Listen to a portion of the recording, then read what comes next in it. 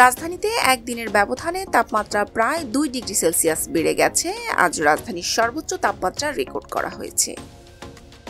এবছর এপ্রিলের শুরু থেকে এখন পর্যন্ত তাপমাত্রা বেড়েই চলছে। ৭৬ বছরের ইতিহাসে রাজধানী ঢাকার তাপমাত্রা বেড়ে সর্বোচ্চ ডিগ্রি সেলসিয়াসে উঠে। গত বছর সর্বোচ্চ টানা 16 দিন তাপপ্রবাহ ছিল। এর আগে 2010 সালের এপ্রিলে রাজশাহীতে 20 দিন তাপপ্রবাহ বইলেও তা টানা ছিল না। জলবায়ু পরিবর্তনের পাশাপাশি সামাজিক ও পরিবেশগত স্থানীয় অব্যবস্থাপনাকেই এই তাপপ্রবাহের জন্য দায়ী করছেন বিশেষজ্ঞরা। ঢাকা বিশ্ববিদ্যালয়ের আবহাওয়া বিজ্ঞান বিভাগের চেয়ারম্যান অধ্যাপক তৌহিদা রশিদ, আইপিডি নির্বাহী পরিচালক ডক্টর আদিল মোহাম্মদ খান ও চিফ হিট অফিসার বুশরা আফরিন, এদের প্রত্যেকের ভিন্ন ভিন্ন মত অনুসারে ঢাকার তাপমাত্রা বাড়ার প্রধান যে কারণগুলো উঠে এসেছে তার মধ্যে উল্লেখযোগ্য কারণগুলো জানবো। তার আগে প্লিজ সাবস্ক্রাইব করে নিউজপিডিয়ার সাথেই থাকবেন।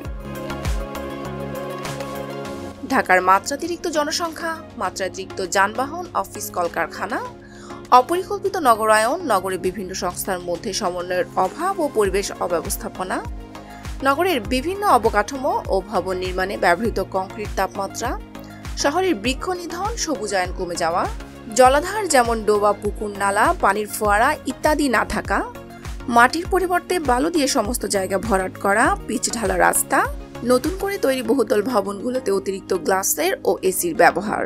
গ্লাসে ধারণ করা তাপ এবং এসি থেকে নিঃসৃত তাপ বাতাসে ছড়িয়ে পড়ে তাপমাত্রাকে আরও বাড়িয়ে দেয়। এছাড়া ঢাকা শহরের পিচ ঢালা রাস্তা দিনের বেলা উত্তপ্ত হয় এবং রাতের প্রথম ভাগ পর্যন্ত তাপ ধারণ করে থাকে। এরপর যখন তা রিলিজ করে তখন তা নগরে তাপ বৃদ্ধিতে ভূমিকা রাখে।